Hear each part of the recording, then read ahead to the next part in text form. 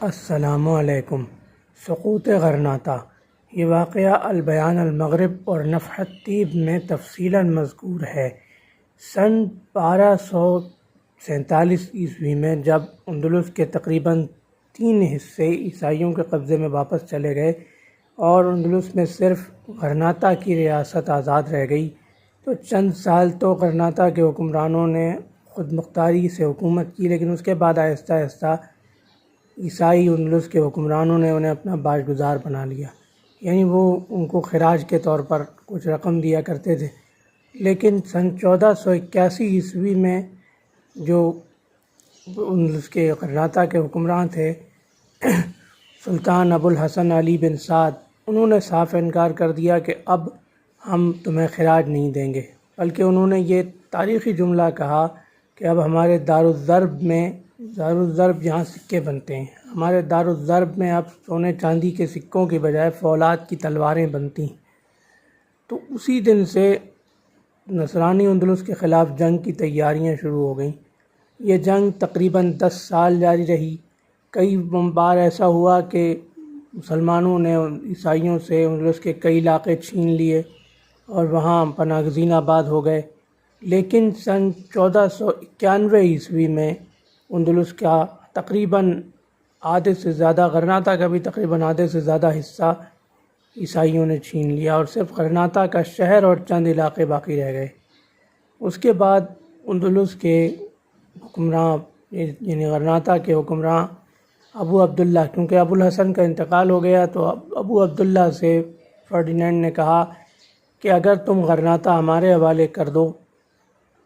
تو ہم تمہارے سپرد البشارات کی حکومت کریں گے، جو ایک چھوٹا سا پہاڑی علاقہ تھا، ہم اس کی حکومت تمہارے سپرد کریں گے، اور اگر مسلمانوں نے غرناطہ ہمارے حوالے کر دیا تو ہم اس کے بدلے ایک معاہدے کے پابند ہوں گے، جس میں آپ کو مندرجہ ذیل رعایت دی جائے گی، مندرجہ ذیل مراعات دی جائیں گی۔ اس میں سب سے پہلی بات یہ تھی کہ مسلمانوں کے جان و مال کا تحفظ کیا جائے گا،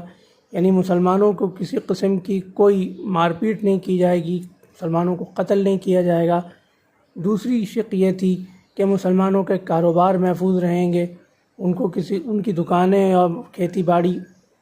سے کوئی تعرض نہیں ہوگا۔ تیسری چیز یہ کہ مسلمانوں کے جو دینی معاملات ہیں ان میں عیسائی کوئی مداخلت نہیں کریں گے، جو ان کی عدالتیں ہیں وہ مسلم عدالتیں قائم رہیں گی، وہاں مسلمان قاضی ہوں گے۔ چوتھی بات یہ کہ ان کو تبدیلی مذہب کا مجبور نہیں کیا جائے گا، یعنی اگر کسی یہودی اور عیسائی نے اسلام قبول بھی کر لیا ہے تو اس کو مسلمان رہنے دیا جائے گا، واپس یہودی یا عیسائی نہیں بننے دیا جائے گا۔ اور جو مسلمان ہیں، پیدائشی مسلمان ہیں، ان سے بھی جبراً یہ مطالبہ نہیں کیا جائے گا کہ آپ عیسائی ہو جائیں۔ پھر ایک چیز یہ بھی کی تھی کہ مسلمانوں کے جو علیحدہ معاشرتی تمدن ہے، جو عربی زبان، عربی لباس وغیرہ، اس میں کوئی تبدیلی وہ نہیں ہوگی، کوئی ان کو اعتراض نہیں ہوگا۔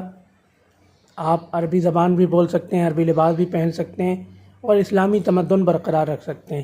آپ کو مساجد بنانے، نمازیں پڑھنے، اذان دینے اور جملہ اسلامی ارکان کی پابندی کی مکمل اجازت ہوگی۔ لیکن اس کے باوجود اگر کوئی اندلس سے جانا چاہے تو نصرانی حکومت خود اپنے خرچ پر انہیں مہیا کرے گی، اپنا جہاز مہیا کرے گی، اور جس ملک میں جانا چاہیں، الجزائر جانا چاہیں، مراکش جانا چاہیں، تونس جانا چاہیں، کہیں بھی جانا چاہیں، اس کی یعنی عیسائی حکومت اس کی ذمہ دار ہوگی، وہ اپنے خرچ پر مسلمانوں کو وہاں پہنچائے گی۔ لیکن بعض دور اندیش مسلمان یہ کہتے تھے کہ یہ معاہدہ ایک فریب ہے اور اس کو بالکل بھی آپ قبول نہ کریں، لیکن ابو عبداللہ اور ان کے چند مشیروں نے اس کو قبول کر لیا اور غرناطہ کو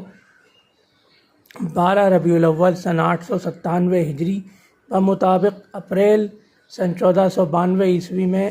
ابو عبداللہ نے غرناطہ بشمول اپنے تھوڑے بہت جو دوسرے علاقے تھے ان سمیت فرڈینینڈ کے حوالے کر دیا اور خود البشارات چلے گئے۔ لیکن البشارات کے مسلمان ابو عبداللہ کو بالکل بھی پسند نہیں کرتے تھے، لہذا ابو عبداللہ نے وہاں سے بھی افریقہ ہجرت کی اور مراکش کے سلطان کے ہاں ایک ادنیٰ سی ملازمت کرتے ہوئے 940 ہجری میں ایک مارکے میں شہید ہو گئے۔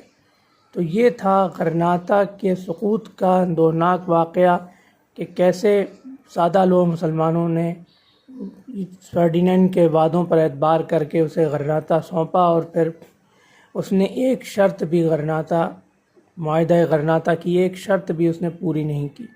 انشاءاللہ اگلی ویڈیو میں ایسے ہی کسی اسلامی واقعے، قرآن شریف کی کسی آیت یا سورت کے شان نزول، کسی حدیث شریف یا کسی دعا کے ساتھ حاضر خدمت ہوں گے۔ اللہ حافظ۔